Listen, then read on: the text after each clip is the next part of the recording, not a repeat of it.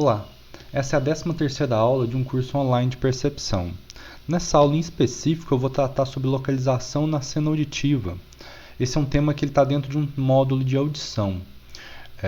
O ponto central dessa aula é como que é possível localizar objetos dentro de um espaço a partir do sinal auditivo. Para essa aula aqui, eu vou gravar 2 vídeos. Nesse primeiro vídeo eu vou falar sobre pistas de localização auditiva. No segundo vídeo eu vou falar sobre o problema do som refletido e sobre uma ecolocalização, a localização por eco. Um ponto central em como a gente consegue se localizar e localizar objetos no espaço é por meio de pistas. A gente tem algumas pistas e isso é fundamental para a gente processar esse tipo de informação de localização. Está relacionado a um problema da localização auditiva. Que a gente pode colocar esse problema mais ou menos assim. Como você pode discriminar a localização de diferentes fontes sonoras? Vamos pensar o seguinte, imaginar a seguinte situação. Essa aqui é uma representação do ICC, né, da UNB, o Minhocão. Para quem está com saudade do Minhocão, porque a gente está em período de pandemia. Imagine que você está aqui no DFinho, então no seu Binho, que é um local muito dinâmico, onde você tem várias fontes sonoras. Então você pode ter, por exemplo, pessoas tocando algum instrumento musical, você pode ter gente ensaiando forró no mezanino, você tem pessoas conversando e passando, você tem pássaros, você tem o barulho às vezes de alguma máquina aqui das banquinhas, enfim. É um local rico em relação à estimulação auditiva. A questão é, como a gente consegue localizar a fonte de diferentes sons do ambiente? Então, como que você sabe que a pessoa que está tocando violão, ela está à sua esquerda, ou então que estão tocando forró acima de você no mezanino? Que tipo de informação ela é extraída do ambiente para que seja processado a localização dos objetos? Então, como que a gente discrimina isso? Esse é um ponto central relativo ao problema da localização auditiva, porque ele é totalmente diferente da visão. Antes de fazer uma comparação direta com a visão, eu vou tratar do seguinte conceito, que é de espaço auditivo. Então, o espaço auditivo é um espaço onde você tem sons, você tem diferentes objetos que estão emitindo sons em um determinado espaço. Então, isso é o espaço auditivo, né? Uma localização, uma área onde você tem objetos que estão emitindo som. E que por meio desses objetos é possível você extrair informação de localização. Localização por meio do sinal sonoro, que isso é a localização auditiva. A gente tem o seguinte fato, né? Então, a gente sabe que a ativação das fibras auditivas na cóclea ela é baseada na frequência do tom e não na localização. Então, a cóclea é um componente do ouvido interno que vai processar informação, principalmente de frequência do sinal sonoro. E essa informação de frequência, ela que vai ser processado, não leva em conta a informação da localização desse objeto. Isso é diferente na visão. Vamos pensar o seguinte exemplo. Aqui a gente tem uma cena, tanto uma cena visual quanto uma cena auditiva. A partir do momento que a gente está olhando para ela do ponto de vista visual, a gente tem o seguinte. Então a gente tem uma árvore, em cima dessa árvore a gente tem um passarinho. Embaixo dela a gente tem um gato, tá certo? Como que a visão funciona? Então, parte da energia eletromagnética ela vai ser refletida, isso vai entrar pelo olho e vai ser refletido aqui na retina. E existe um certo mapeamento retinotópico, né, do que está acontecendo no ambiente e o que vai ser refletido no olho. De modo que esse ponto aqui onde está o passarinho, é possível saber a localização exata onde esse ponto do espaço visual vai ser refletido na retina. Do mesmo modo, é possível saber onde a localização do gatinho, onde que vai ser refletido aqui na retina. Então, a informação visual básica, por meio de um mapa que ele é retinotópico, que representa o espaço visual, já vai extrair a informação de localização dos objetos. Então fazia sentido, isso por si só já dá informação de onde os objetos estão. Por outro lado, quando a gente pensa na audição, isso já não acontece. Agora vamos pegar essa mesma cena, mas entendê-la do ponto de vista de um espaço auditivo. Então aqui a gente tem dois animais, esses animais eles estão emitindo som. Então o passarinho está piando e o gato está miando. Então eles estão produzindo ondas sonoras que eles estão se propagando pelo espaço e vai chegar no nosso sistema auditivo. Essas ondas elas se combinam e formam um padrão complexo de um sinal sonoro. Esse padrão complexo ele vai entrar aqui pelo sinal auditivo e ele vai estimular aqui dentro da cóclea as células ciliadas. E a informação que ela é processada, como eu disse anteriormente, é em função do seu conteúdo espectral. Então, a cóclea, ao longo da cóclea, você tem áreas que vibram mais em função da frequência do som em hertz. Então, você não tem informação de espacialidade, de onde no espaço determinado objeto se encontra. Então, isso é chamado de problema da localização, ou seja, esse processamento inicial que acontece na cóclea não está entregando informação de localização.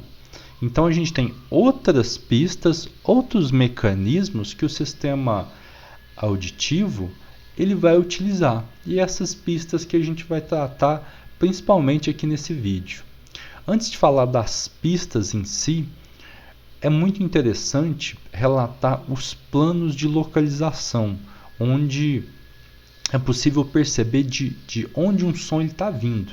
Então, a gente tem diferentes planos e algumas pistas elas funcionam melhor para determinado plano.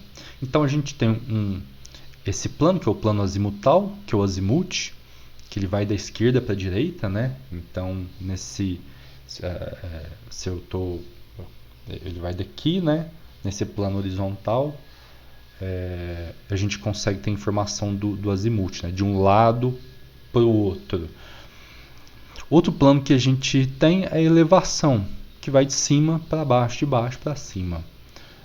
É possível localizar objetos em função da sua localização nesse plano de elevação, se o som está vindo mais de baixo, se ele está vindo mais de cima. E outro plano de localização diz respeito à profundidade, né, que é a distância, se um som está mais longe, então se ele está mais próximo. Então esses são os três planos de localização, que é um plano de coordenadas tridimensional, né, levando em consideração esse eixo azimutal, a distância e a elevação. Algumas pistas vão ser mais importantes para determinados tipos de planos. Esses indícios, essas pistas de localização a partir do sinal sonoro podem ser categorizadas em indícios que eles são binaurais e monaurais. Isso diz respeito se a gente precisa utilizar um ou dois olhos, um ou dois ouvidos. Do mesmo jeito que a gente tem pistas monoculares e binoculares para visão, a gente vai ter algumas pistas aqui para perceber o espaço, que depende de um só ouvido ou de dois ouvidos. Eu vou começar falando das pistas, dos indícios que eles são binaurais, que eles precisam dos dois ouvidos para que funcione. Consequentemente, se uma pessoa ela não perdeu a audição de um ouvido, ela fica prejudicada para extrair informação de localização. Então existe uma perda qualitativa aí de como ela consegue localizar os objetos no espaço. A gente tem dois principais tipos de pistas binaurais de localização. Uma vai levar em consideração uma diferença de tempo em que o som ele chega nos dois ouvidos, e a outra uma diferença de intensidade, de alteração de pressão do som nos dois ouvidos. A primeira que eu vou falar é essa diferença interaural de tempo. Então aqui é a diferença entre o som que chega em um ouvido em relação ao som que chega no outro ouvido. Vamos pensar o seguinte, aqui tem um exemplo muito claro do que como que é possível ilustrar isso. Aqui você tem um ouvinte e vamos pensar que esse ponto A é um objeto que está emitindo um som dessa direção aqui. Do mesmo modo, você tem um objeto B que está emitindo um som dessa localização.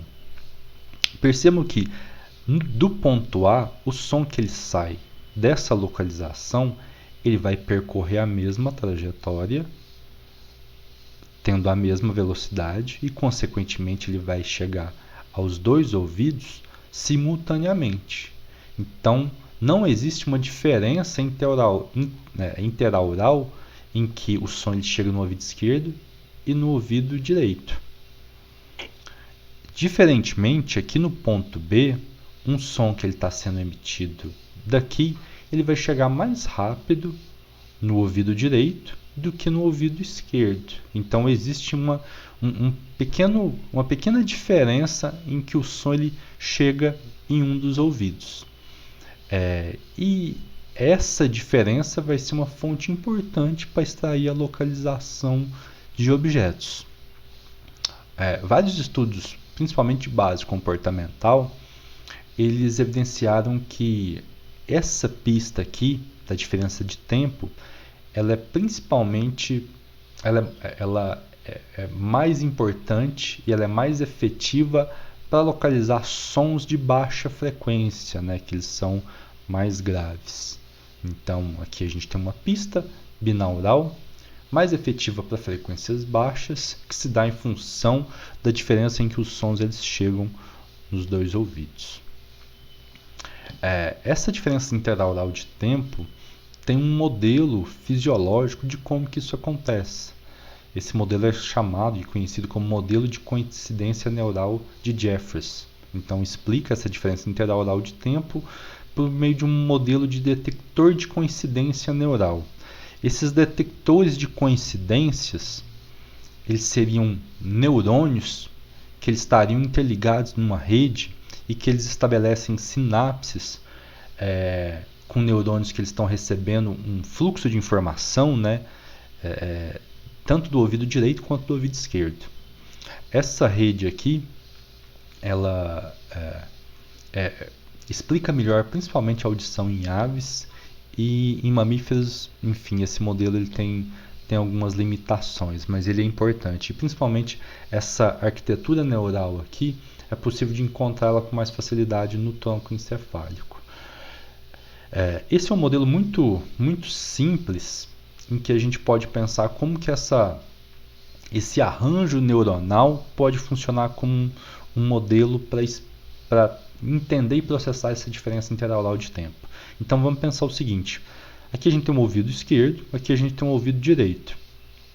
Um som que ele vem de uma posição frontal, ele está estimulando simultaneamente tanto o ouvido direito quanto o ouvido esquerdo. Então esse sinal ele vai começar a trafegar no sistema nervoso central de modo simultâneo.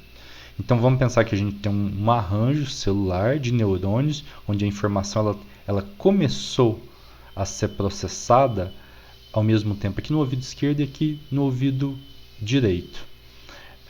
Alguns neurônios eles vão receber informação tanto que chega do ouvido esquerdo quanto do ouvido direito. Quando um determinado neurônio, que ele é chamado de detector de coincidência neural, ele é estimulado simultaneamente, tanto pela informação vinda do ouvido esquerdo quanto do ouvido direito, esse neurônio ele dispara. O sinal desse neurônio ele é processado como um indicativo de localização. Então, aqui, por exemplo, nesse nosso exemplo, onde a gente tem uma fonte sonora frontal que atinge os dois ouvidos simultaneamente e o sinal ele começa a trafegar ao mesmo tempo, esse neurônio que ele se encontra bem no meio desse arranjo aqui, ele vai disparar. E um neurônio aqui no meio desse arranjo, dessa arquitetura neural aqui, vai ser processado e vai indicar uma diferença interaural que é de 0. Por outro lado, se a gente tem uma fonte de som que ela está deslocada desse eixo central, então aqui a gente tem um som que está mais à direita. Consequentemente, levando em consideração essa pista, a diferença interaural de tempo, o som ele chega primeiro no ouvido direito.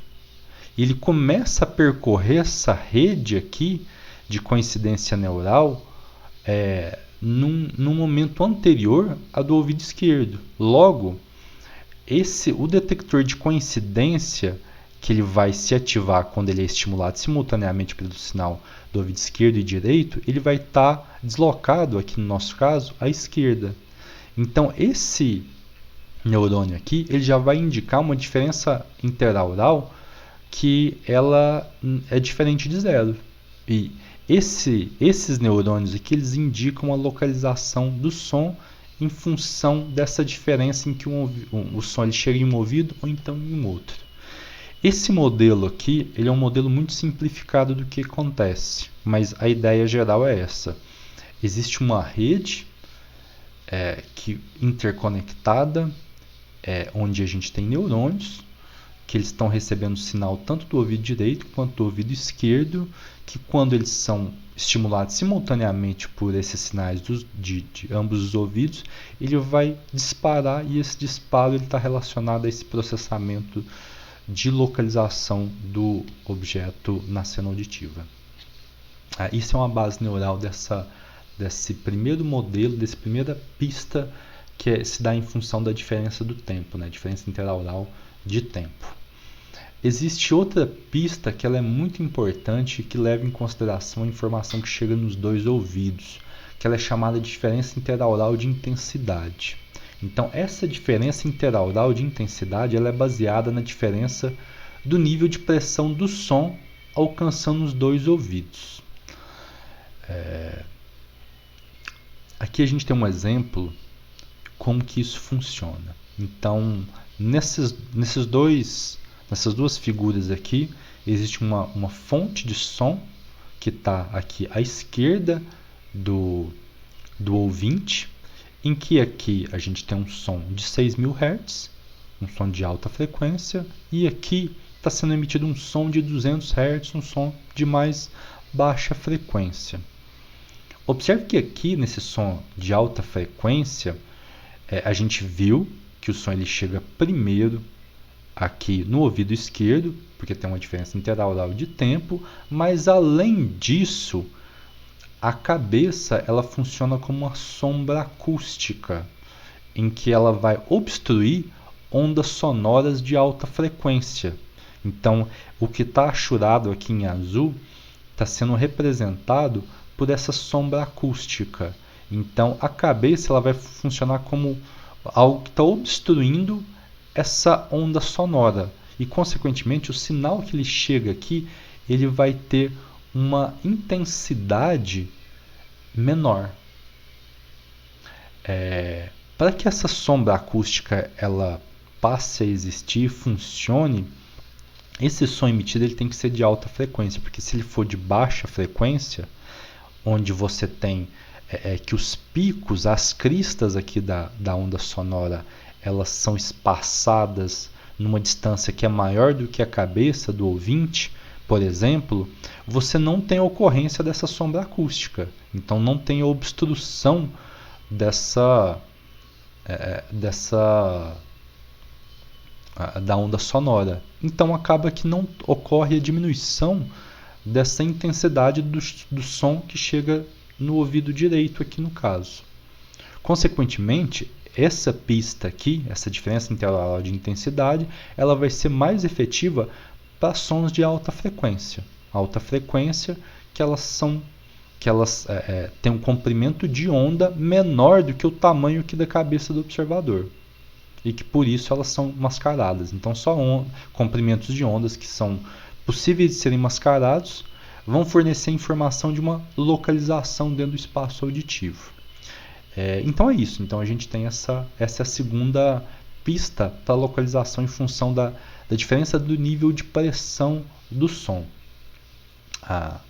Aqui é possível verificar essa representação dessa diferença interaural de tempo e como que ela é mais efetiva para sons de alta frequência. Tá vendo que à medida que no eixo X a gente tem a frequência do som que está sendo emitido, então começou um registro aqui de 100 Hz e a gente tem aqui plotado no gráfico até 5.000 Hz. Em diferentes cores aqui plotado, é possível verificar diferentes localizações do som. Então, um som aqui a 10 graus em relação a esse eixo central aqui do ouvinte, a 45 graus e a 90 graus. Observe que sons de por volta de 100 Hz, você não tem uma diferença de intensidade do som que chega nos dois ouvidos. Por quê? Porque a onda é grande, vai acontecer isso aqui. Não ocorre a obstrução, não tem uma sombra acústica. Mas à medida que você tem comprimentos de ondas cada vez menores, né, sons de alta frequência, essa diferença de intensidade ela passa a se tornar cada vez maior. Então isso evidencia que essa diferença interaural de tempo passa a ser uma pista efetiva para extrair a localização de um objeto à medida em que você tem frequências mais altas. Consequentemente, comprimento de onda mais curto. Esse tipo de informação é extraída quando é possível ter microfones que eles são instalados em cada um dos ouvidos do ouvinte. Então você consegue, você tem aparelhos que vão medir a intensidade do som que chega no ouvido direito e no ouvido esquerdo, e você calcula essa diferença, e essa diferença interaural está sendo medida em decibéis, né? A amplitude da onda sonora, a intensidade dela. Então esse é outro indício que é utilizado para a localização do som, que leva em conta os dois ouvidos. Então, só resumindo, esses foram os dois indícios binaurais que eles foram apresentados, uma diferença interaural de tempo, uma diferença interaural de intensidade. Diferença interaural de tempo, melhor para perceber baixas frequências sonoras, e aqui, diferença interaural de intensidade, melhor para perceber sons de alta frequência. Aqui é possível ver uma representação gráfica do som, como se a gente estivesse medindo ele chegando aos dois ouvidos, o ouvido direito e o ouvido esquerdo. Quando a gente pega essa diferença interaural de tempo, é possível ver aqui o som ele sendo emitido, é o mesmo som, mas existe um delay, um atraso para chegar no ouvido esquerdo, porque a trajetória é maior. Então essa seria uma representação gráfica do som chegando aos dois ouvidos, sendo que no ouvido esquerdo ele tem um atraso. Esse atraso ele vai dar o indicativo dessa diferença. Quanto maior o atraso, mais deslocado esse som vai estar. E aqui na diferença interaural de tempo, onde ocorre uma sombra acústica para comprimentos de ondas menores, é possível ver que a amplitude do som ela vai diminuir no ouvido direito, aqui no caso, aqui está falando, aliás, no ouvido esquerdo. Então, no ouvido esquerdo, onde ocorre uma sombra acústica, a intensidade do som ela chega menor do que no ouvido direito. É o mesmo som, mas com intensidade menor aqui onde ocorre a sombra acústica. Algo relevante para se falar. Ambas essas pistas de localização que levam em consideração a informação nos dois ouvidos, elas vão fornecer informação muito importante para o julgamento de localização espacial que ocorre no eixo azimutal, né, da esquerda para a direita. Mas elas não são boas para extrair informação de localização no eixo de elevação.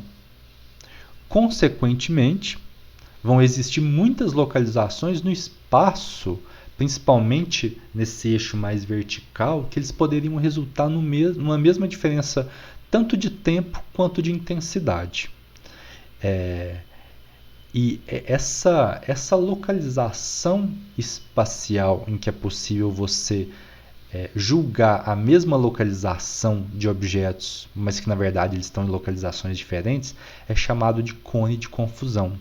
Então aqui está sendo representado um cone de confusão, está vendo que ele é alongado, achatado nesse eixo vertical, porque é possível, por exemplo, a gente confundir a localização de um som nesse eixo de elevação aqui.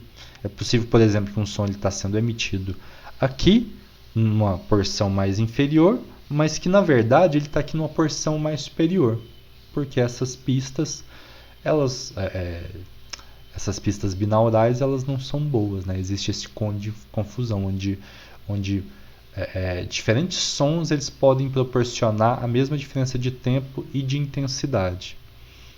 Então isso é chamado de cone de confusão. Obviamente que a gente não se engana facilmente sobre a localização dos sons.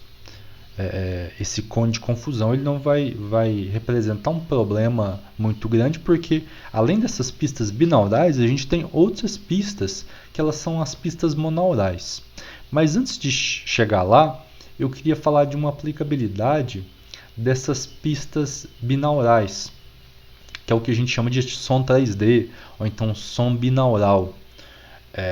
Esse som 3D, que de vez em quando a gente escuta, ele é gravado utilizando uma simulação do que ocorre com a gente. Então, só para a termos de ilustração, para quem não conhece esse som 3D, você vai precisar de um fone de ouvido. Ele só funciona, é muito mais fácil a gente escutar esses sons binaurais, esse som 3D, quando a gente está com um fone de ouvido estéreo, né? Então, pega um fone de ouvido, coloca ele, e tem algumas demonstrações que você encontra no YouTube sobre som binaural. Então a mais clássica dela vai ser o som do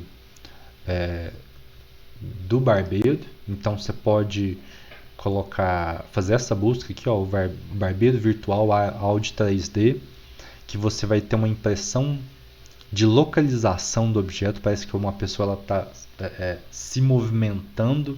Então dá uma agonia quando a gente está escutando. Esse foi um dos sons mais conhecidos, né? Para quem gosta de um thriller psicológico aí, você pode fazer a busca também sobre hospício, a experiência, mas a gente tem, enfim, diversos demonstrações no YouTube que você pode buscar. Você tem também musicais. Então aqui a gente tem Bohemian Rhapsody, que está em som 3D, que é muito interessante. Parece que você está no show. Você tem uma percepção do Fred Mercury correndo de um lado para o outro a partir da informação visual. É bem interessante. Como que isso é feito de modo geral? Então, existe uma simulação que ocorre com a gente. Então, esses sons binaurais eles são gravados por meio de 2 microfones de alta resolução, que eles estão espaçados nesse eixo azimutal, nesse eixo horizontal, por cerca de 18 centímetros, que é basicamente a diferença de um ouvido para o outro. Então, esses sons eles são gravados simultaneamente a partir desses 2 microfones. A gente tem alguns aparatos ainda que vai ter como se fosse uma representação de uma cabeça, onde isso é preenchido de espuma, onde a absorção do som é parecido com a da nossa cabeça, para que você tenha uma gravação que ela seja mais fiel. Tem alguns aparelhos para gravação de som 3D que eles são portáteis, então a pessoa ela pode colocar os microfones aqui, um em cada ouvido, e a partir disso gravar. Além disso, também existem alguns procedimentos digitais em que você pode pegar um som que não foi gravado de modo 3D, mas fazer algum tipo de processamento desse som para que ele dê essa impressão. Então isso é uma aplicabilidade muito interessante, principalmente para a área de entretenimento, né? Cinema, né? Todo o ramo audiovisual. Então eu recomendo vocês assistirem ouvirem algumas demonstrações aí. Mas enfim, eu já falei sobre esses indícios que eles são binaurais. Agora eu vou falar sobre indícios que são monaurais de localização, que eles dependem da informação de só um ouvido. Ou seja, uma pessoa que ela tem perda auditiva em um dos ouvidos, ela consegue extrair informação de localização nesse espaço auditivo a partir dessas pistas. Uma pista interessante, importante, é o próprio volume do som, ou seja, a amplitude, a força desse sinal sonoro. De modo geral, quanto mais forte, quanto mais intenso o som, mais próximo esse objeto está. Quanto mais fraco, menos intenso, mais suave esse som, mais distante. e quando ocorre uma alteração de volume, a gente pode perceber movimento do objeto nesse eixo de distância. Então, à medida que a intensidade do som vai aumentando, a percepção que se tem é que o objeto está aproximando. Quando a intensidade está diminuindo, é como se ele estivesse se afastando. Uma coisa interessante é que nós somos mais sensíveis para o aumento do volume do som e para a extração da informação de aproximação de objetos no espaço auditivo. Isso vai ter uma importância evolutiva, né? Porque pode ter algumas informações de caráter de sobrevivência mesmo, que é muito importante saber o que está se aproximando para uma questão de autopreservação. Uma coisa que eu tenho que relatar aqui é que essas pistas, todas elas que eu estou falando, elas podem dar informações que a interpretação não condiz com o de fato o que está acontecendo no espaço auditivo. Ou seja, é possível você ter um objeto que está muito próximo, com intensidade, que está emitindo um som de intensidade muito baixa. Então, não necessariamente essas pistas vão ser sempre uma bala de prata. O que o sistema auditivo faz é integrar todas essas pistas auditivas e, ao mesmo tempo, utilizar pistas de outros sistemas sensoriais, como o sistema visual, por exemplo. Então, o mesmo se aplica, por exemplo, a outros sistemas. A gente tem pistas de tamanho, distância, de localização do sistema visual. Nem sempre essas pistas vão dar uma informação que a gente pode colocar entre aspas acurada, né, sobre a distância, a localização, o tamanho do objeto. Mas o que o nosso sistema sensorial faz é integrar todas as pistas que elas estão disponíveis, inclusive pistas de outras modalidades sensoriais. Então isso acontece aqui também. Enfim, voltando ao assunto, outro indício monaural de localização que a gente tem é o efeito Doppler. Então o efeito Doppler é um dos efeitos mais conhecidos na física. Ele diz respeito à propagação de uma onda sonora quando um objeto está em movimento, que existe essa maior aproximação de cristas de ondas sonoras quando um objeto está se movimentando em direção a determinadas ondas. Eu acho que fica mais fácil a gente observar por meio dessas demonstrações aqui. Então vamos pensar o seguinte. Aqui a gente tem um som.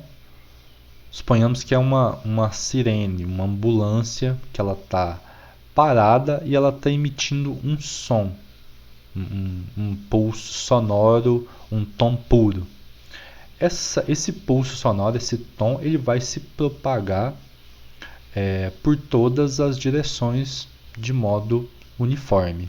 Então, se a gente tem um som puro, por exemplo, de 1000 Hz, é isso o que é possível observar em toda a extensão ao longo, né, desse objeto, dessa ambulância. Isso é o que está acontecendo aqui. A gente consegue ver esse efeito a gente consegue ver a propagação de ondas sonoras emitidas por um objeto que está estático. Agora, esse objeto ele pode entrar em movimento. Então, suponhamos aqui, a gente está vendo um movimento linear, que o objeto está indo da esquerda para a direita. Então, aqui à direita, o objeto está caminhando algumas ondas sonoras que elas foram propagadas nessa direção. E sempre que ele emite uma onda, ele vai em direção a essa onda, é o sentido do movimento. Então, você tem uma certa compressão dessas ondas sonoras.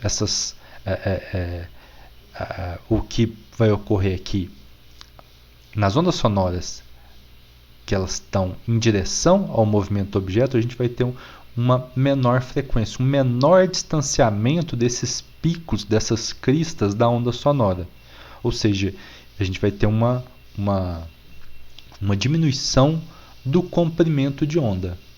E no sentido oposto, a gente vai ter um aumento do comprimento de onda, porque você vai ter um espaçamento do objeto em relação aos sons que estão sendo emitidos. Uma vez que o comprimento de onda ele vai ser diferente em função da direção do movimento, ou seja, aqui é o mesmo caso, né? Então a ambulância está caminhando para cá, né? Aqui a gente tem ondas mais longas e aqui ondas mais curtas. Isso tem um efeito na percepção do som. Então a gente sabe que ondas curtas, alta frequência, percebido, está relacionado a sons agudos. E ondas longas a sons mais graves. É por isso que quando, por exemplo, uma ambulância está se aproximando, quando ela está vindo na sua direção, você percebe um som que ele é mais agudo, porque as ondas sonoras elas estão mais compactadas, né, entre elas. E à medida que ela passa, o som parece que ele está diferente, porque existe um maior espaçamento desses pulsos sonoros. Isso é o efeito Doppler, né, estudado pela física. O efeito Doppler, aqui a gente está estudando dentro do módulo de audição para ondas sonoras, mas ele é um efeito físico que ele pode acontecer para qualquer energia física que tem uma representação ondular, onde você tem pulsos periódicos, né, esse comportamento ondulatório, inclusive para a visão, por exemplo, que é uma onda eletromagnética. Inclusive a astronomia, o estudo de galáxias, do próprio universo, né, se dá a partir do efeito Doppler de ondas visuais, né? A partir desse tipo de informação, por exemplo, que a gente soube do efeito Doppler na luz, que a gente sabe que o universo está se expandindo. Mas enfim, voltando, então o efeito Doppler ele é outra pista monaural de localização. Outra pista muito importante que se tem é um indício espectral, em que a gente precisa apenas de um único ouvido para a gente extrair informação de localização.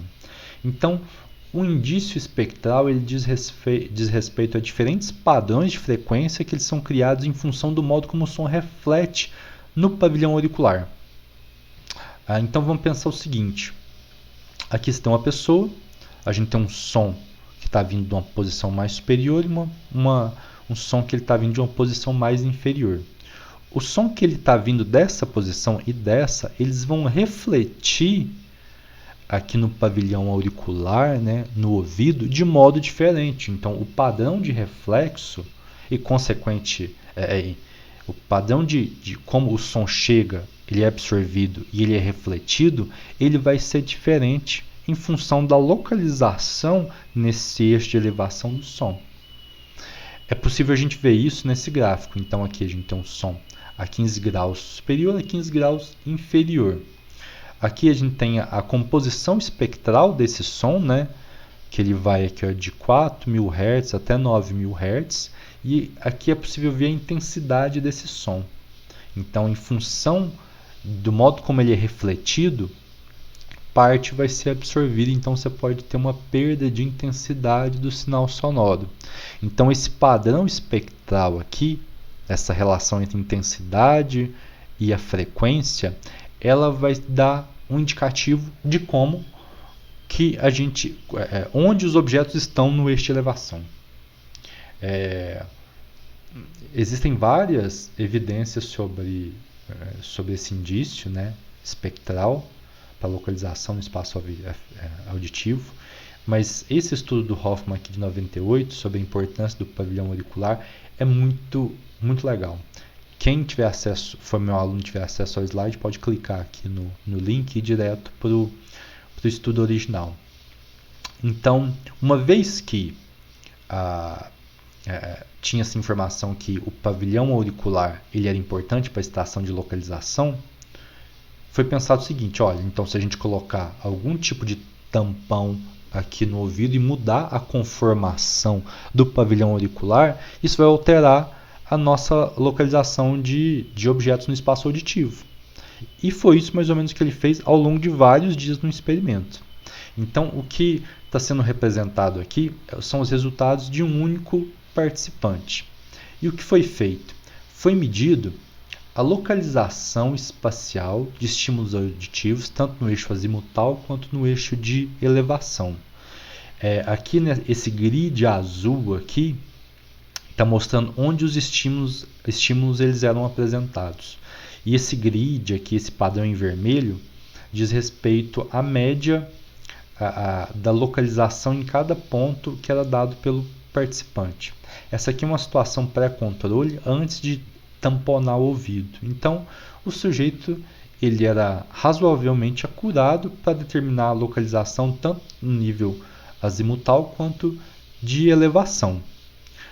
Aqui a gente tem a representação do dia zero, onde foi colocado um tampão aqui, onde o som ele entra e o padrão de reflexão do som ele muda completamente. E aí, quando ele passou pelo teste de localização auditiva, a localização no eixo azimutal se manteve mais ou menos a mesma, mas no eixo de elevação ele foi muito mal. Isso aconteceu para outros participantes também, né?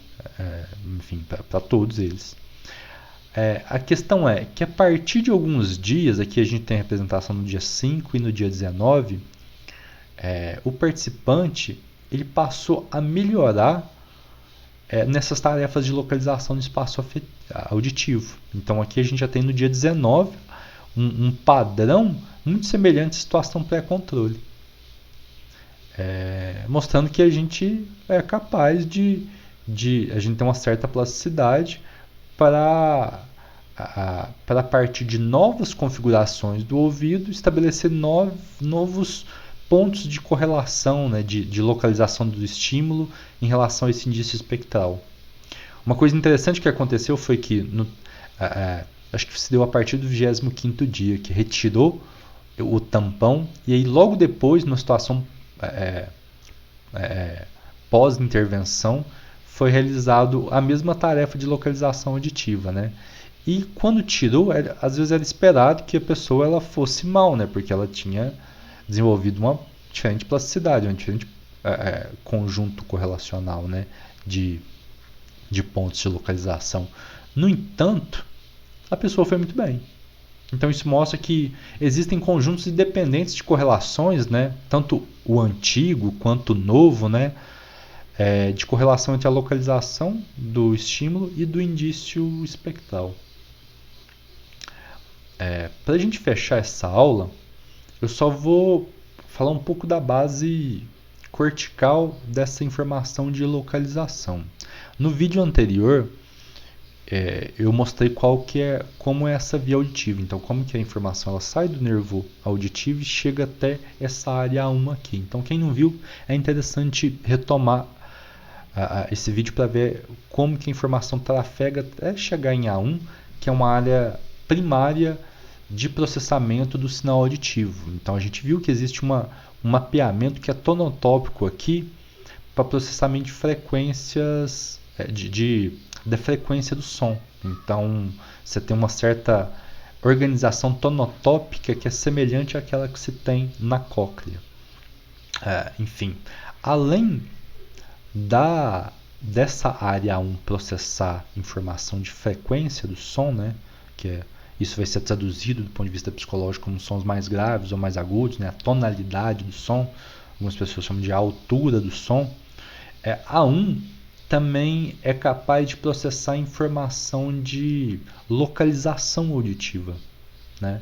Tem uma série de estudos aqui que foram feitos, né? Um bem interessante do Nodal de 2010, que foi feito por meio de ablação em furões. Então, nesse estudo aqui do Nodal e colaboradores, foi mostrado que a ablação aqui em A1 diminui, mas não elimina a capacidade de localizar tons sonoros. Então, isso mostra que existem outras áreas do córtex auditivo que também estão processando a localização. E essa área em particular, essa área posterior aqui do cinturão. Então a gente tem o core, né, de A1, e a gente tem uma área que ela é adjacente, que ela é chamada de cinturão. E esse cinturão ele vai fornecer informações, inclusive, que elas são mais precisas sobre a localização. Então você tem neurônios que eles vão responder a um espaço mais bem delimitado, um espaço auditivo mais bem delimitado. Então isso vai dar uma informação mais precisa sobre a localização. As pesquisas elas são ainda incipientes, né? Tem muito que pesquisar ainda, mas já se sabe que principalmente essa área posterior aqui do cinturão desse córtex auditivo processa informação de localização.